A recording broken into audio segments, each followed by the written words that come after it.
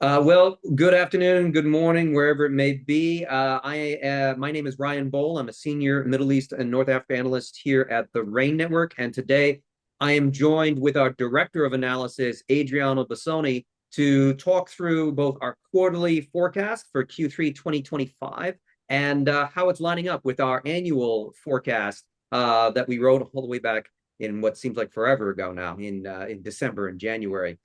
So Adriano, let's just kick it off. Let's delve right in. A lot has happened in the past couple of quarters. And one of the big ones that we're all looking for is, of course, trade talks between the United States and many, many different countries. So, can you give us our too long didn't read kind of version of what we're thinking in terms of trade and how it aligns with our annual forecasts projections? Yeah, in our annual forecast, we said that 2025 would be a year of lots of turbulence because of the disruptions in global trade that the United States would generate. And in the third quarter, we will see that forecast playing out. Our main forecast is that there will be a number of limited trade deals between the United States and its main trading partners, primarily to avoid those considerably high retaliatory tariffs that the United States imposed and then suspended in the second quarter. The Trump administration took over. So this is a prelude of things to come. We will see lots of similar deals with the European Union, with South Korea, with India, with a few others, that without taking the tariffs to that extreme situation that the Trump administration was threatening, they also don't take the tariffs to pre-Trump levels. So the tariffs will be somewhat lower than what the Trump administration is threatening, but still higher than under previous US governments. And to make things more complicated, these will be limited deals. In many cases, the wording or the commitments are going to be vague and difficult to follow, and they will be subject to U-turns and changes and modifications. So trade-related uncertainty is here to stay.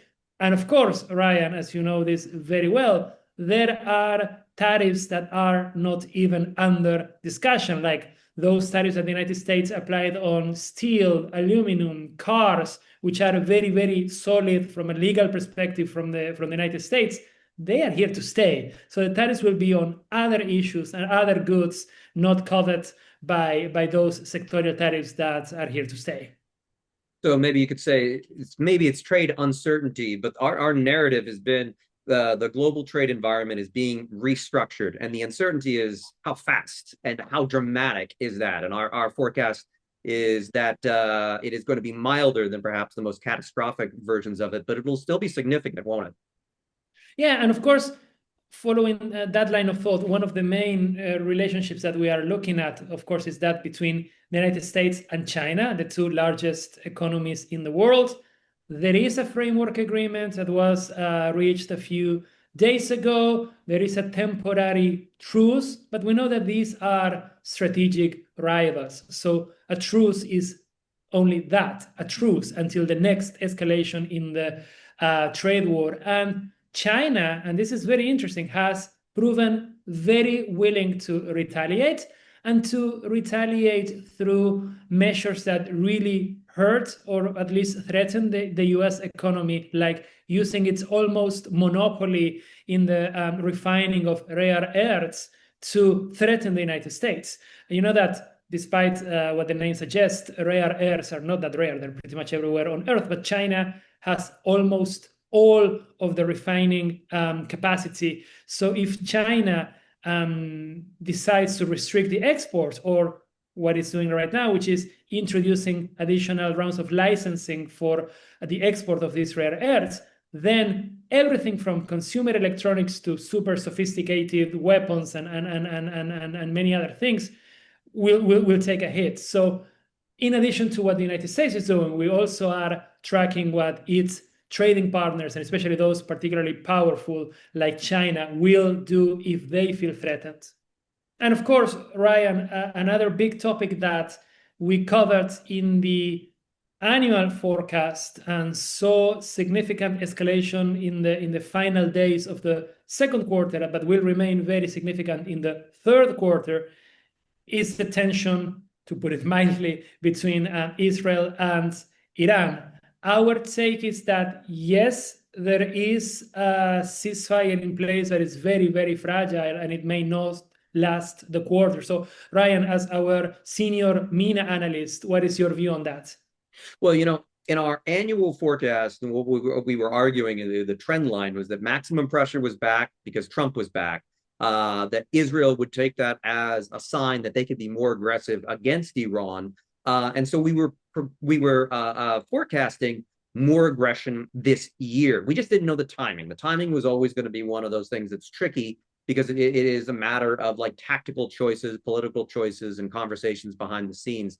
And it turns out it manifested in the process of us drawing up our quarterly forecast is when this took place, because our original quarterly forecast was risk is getting higher. Deadlines are being blown past. Rhetoric is getting sharper. We're seeing more drills. We're seeing assets go out in that direction. And then all of a sudden, we saw the Israelis decide to take their moment of opportunity to strike Iran and its nuclear program that eventually culminated in the United States also bombing the Iranian nuclear program. And then we got the ceasefire after this so-called 12-day war. So, every quarter, the Middle Eastern team is asked, is there going to be a war between Israel and Iran this quarter, or is the U.S. finally going to strike Iran? We had such strong signposts in quarter two that we were really initially saying, yeah, there's a higher and higher risk. And then, it tipped over into that final kinetic action. And now what we're looking at in quarter three is a question of when might it resume? Because now we're again in the game of timing, because we know the Iranian nuclear program was damaged, but it's not destroyed. Iran has not committed to dismantling it. The diplomatic process between the U.S. and Iran is essentially frozen. And the Iranians are kicking out nuclear inspectors and things like that in escalatory diplomatic actions designed to signal that, they could be maybe deciding to go towards a nuclear weapon, and they're hoping to use that to develop some diplomatic leverage over their rivals. And with all of those factors said, if Iran's not going to give up its nuclear program and Israel is not going to accept its nuclear program, it then becomes a matter of when we see a resumption of hostilities. We also have to think about things that are happening regionally between Iraq, between Syria. Iraq's got an election later this year. Syria has a new government, and eventually its air defenses will be rebuilt by somebody, probably Turkey. That will complicate Israel's geographic reach into Iran. So they have a limited window by which they can use this air corridor to get into places in Western Iran and central Iran before they start having to find a new route, which becomes trickier and trickier. They have to go through Saudi Arabia. Turkey will certainly never let them cross through its airspace. So with Syria open, with Iraq open, the Israelis have to decide, well, how much more risk can we entail with future strikes using this corridor? Will that manifest in quarter three? That's a great deal of uncertainty, but it's on the table. The idea that the Israelis start to treat Iran the way they have other conflicts, that it becomes a war between the wars, is certainly a realistic prospect, particularly if the Israelis in the coming weeks or months assess that Iran's nuclear program wasn't as badly damaged as they initially hoped. And if they make that assessment, true or not, that would probably drive the political decision to resume strikes on Iran, especially knowing that the United States would probably back them, and that the United States might even join another round of strikes on the Iranians, as President Trump is very eager to get the Iranians back to the table, but he wants the Iranians to come back to the table more or less in a surrender position, abandoning all of their positions on the nuclear program and accepting American terms. And he obviously believes that military power is one way to get there. And speaking of wars, another big topic that we're covering in the third quarter forecast, which is in line with our annual forecast, is the evolution of the war in Ukraine.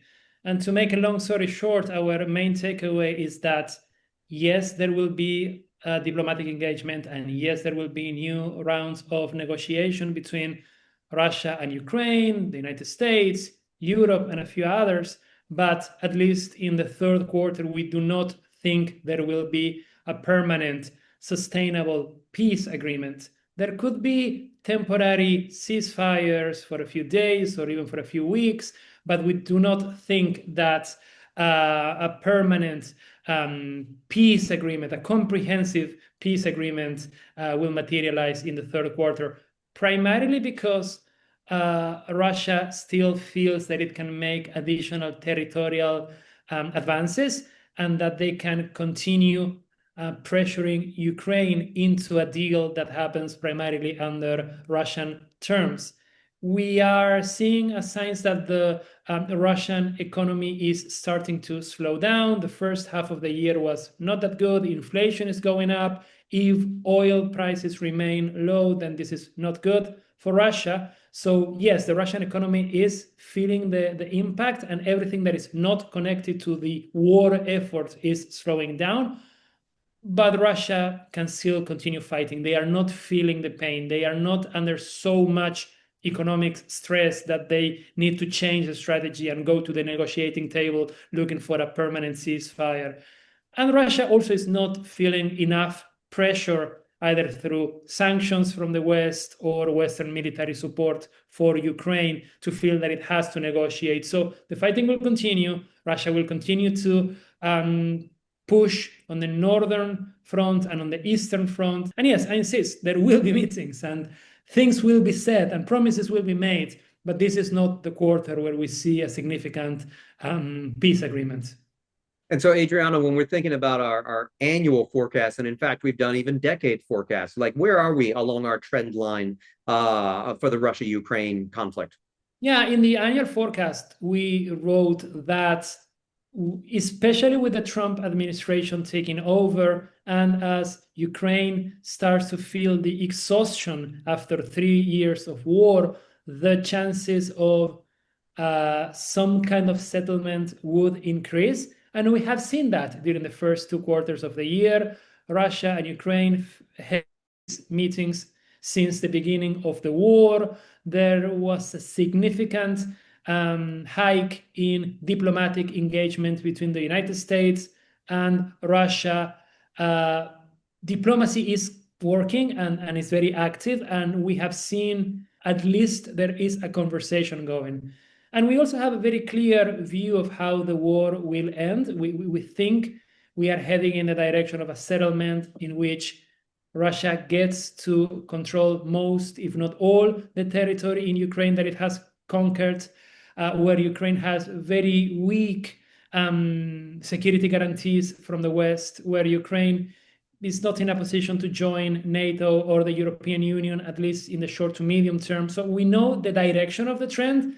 The hard question is when exactly it will happen. In the annual forecast, we said the chances or the probability of that outcome will increase in 2025, but it's very hard to say whether 2025 or maybe 2026 is the moment when this actually happens. Okay. Yeah, like Iran and Israel, the timing is a tricky thing, but to forecast the idea of conflict becomes is something that we can do with greater certainty, in part because these geopolitical imperatives of these rivals, as long as they continue clashing, that guarantees future friction and future conflict. And then it's just a manifestation of how far they'll go and the timing of their choices, which that boils down to the agency of some of their leaders, including here in the United States. And speaking of which, speaking of imperatives and clashes, and I've seen it described as not a world war, but a world at war, there are other conflicts that we are tracking in Q3 2025. And let's start off with the other nuclear-armed rivals, which is India and Pakistan, who had their own serious military escalation. And what are we saying about that, Adriano, in the quarter? And did we say anything about that in the annual as well? Yeah, we didn't cover that specifically in the annual forecast, but we are covering in the third quarter forecast after the escalation that we saw in the second quarter. Now there is a truce in place, but it's a fragile one. There's still a lot of conflicting strategic interests on both sides that makes a comprehensive agreement that permanently ends the conflict very, very unlikely. So the risk of escalation is still there. And also, as we saw during the May confrontation, the escalation ladder is increasing. Both India and Pakistan are willing to do things that are more aggressive than during previous rounds of conflict. So this means that the next round of escalation, whenever it happens, it could be even more violent than the one from May. And there's a few really interesting and structural issues at play, like India has walked away from the Indus Water Treaty, which is a treaty that establishes how India and Pakistan will manage a network of rivers that is extraordinarily important for both countries, for agriculture, clean water, energy production, and many other things. India, as the upstream country, it has some degree of control of how and when the water is released and how and when the water is accessible to Pakistan. So for Pakistan, this is a national security issue. So this is the kind of thing that over time could result in new wars, especially at a time of climate change, rising temperatures, more frequent droughts, and so on. So this is a big one to watch, even though we are not strictly forecasting a war third quarter. This is something definitely worth watching. And then, of course, there's the conflict between Armenia and Azerbaijan. They reached a peace agreement of sorts in March, but now Azerbaijan is making more demands. Armenia is dragging its feet. It's the summer. This is when all the weather conditions are ideal for another war. We are not forecasting a full-on Azeri invasion of Armenia, but there is a risk of harassment in the borders, attacks on border villages, and so on. So that's another conflict to look closely, because, as you know, Ryan, it's not only about Armenia and Azerbaijan. There's Russia to the north, there's Iran and Turkey to the south, and everyone has very, very different interests in the region. So a war between them could rapidly escalate into something else. So certainly the crossroads of East and West, they say, but three great powers that have always fought over that region, and we're starting to see some of that history come back to life. They say history doesn't repeat, but it does rhyme. So here we are. Adriano, thank you so much for joining me today. Are there any other topics in our forecast that you think we should highlight just briefly? Lots of fragile governments that will face political turbulence during the third quarter. We have, for instance, France, where the government is really struggling to cut fiscal spending because it's a minority government that struggles to get things done, that is under the permanent threat of votes of no confidence from the opposition. So we could see turbulence there. We have a legislative election in Japan that will also test the popularity of a minority government that is, in addition to struggling to cut fiscal spending, they're also struggling to accommodate growing pressure from the United States to increase defense spending. We are watching Argentina's path towards macroeconomic stability and all the reforms that they are implementing to try to at last find some degree of macroeconomic stability. We are looking very closely at the situation in Mexico, where there could be a little bit of social unrest connected to all the trade disputes with the United States. We are looking at the government in South Africa and the push to pass much needed economic reforms and the sale of state-owned enterprises. So yeah, lots of political risk around the world in the third quarter. Certainly. And in addition to our quarterly and annual forecast, we have living forecasts in the form of our key forecast questions, which we update event by event to try to figure out which of our scenarios that we map out from everything from the Turkish political environment to Iran domestic environment. And of course, those are the Middle Eastern ones I know the best. But those are also living forecasts that we update on a weekly or bi-weekly basis. So if you have any interest in exploring any of these future products or looking at how we do forecasting or learning about what our forecasts are, visit the ranenetwork.com. That's RANE network.com. I'm Ryan Bohl. Adriano, again, thank you so much for joining me today. It was great to have your insights and your expertise, especially since you get to read through all of these forecasts with a fine-tooth comb. It was great to have you here today. Thank you so much. It's always a pleasure talking with you, Ryan.